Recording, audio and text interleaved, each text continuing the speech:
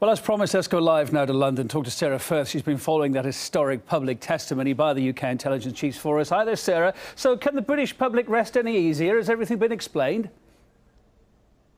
Well, in that hour-and-a-half session, we certainly had some interesting questions put to the three chiefs of the spy agencies here in the UK. As to the answers, I'm not sure that everyone's going to be fully satisfied. Now, I'm going to take you through, because there was a wide range of issues discussed here. We'll take you to the juicy bits, if you like, because obviously this questioning coming at a very sensitive time on the back of the Edward Snowden revelations of mass surveillance. Now, we heard a question put to the chief of GCHQ, Sir Ian Lobban, the quieter of the three, I think it's fair to say, throughout the entire session. Now, he was asked why it was necessary for the majority to have intelligence gathered in the attempts to catch the minority that are doing wrong. And he answered that with an analogy of a haystack, so trying to find a needle in a haystack, essentially, saying that they don't look at the innocent hay, if you like. It was an analogy that he used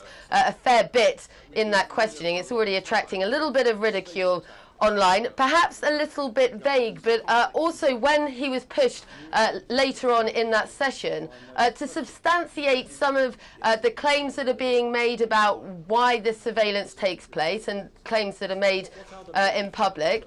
He said, one of the questions being that the public support the agency's powers, but they want more transparency.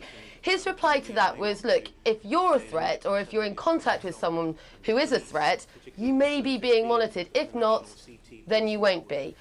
So a fairly predictable response. I think we've heard similar before. We also saw the MI5 chief, Andrew Parker. He was pushed on his claims recently that the Guardian revelations had been, as he'd said, a gift to terrorists. Now, he was asked to substantiate that claim, and he said it would be difficult, but he could do it in private. Now, here I think is really the crux of the issue with what we've seen taking place today, because it is the first time this open evidence has been given. It's been described here in the UK as historic, but right at the start of that session, we heard it being said that witnesses wouldn't be asked to reveal anything secret, so you were never going to get that in-depth, detailed information that a lot of people have been requesting. But also a lot of the answers that we saw from the chiefs, especially from the GCHQ head, were essentially saying, look, take it on trust. We're not snoopers. The GCHQ boss saying, my staff don't do that. If they were asked to snoop, they'd walk out. And I think the problem here for the British public is that with those answers, being asked to take a lot of this on trust, is they're going to say that much of that trust has actually been eroded in the wake of the Edward Snowden revelations. So it's certainly going to be interesting seeing the information as it's combed over. As we said, the first time this sort of thing has taken place, but certainly I think a lot of questions in many of the members of the public's mind that will have been left unanswered. Sarah Firth in London there, thanks for the update.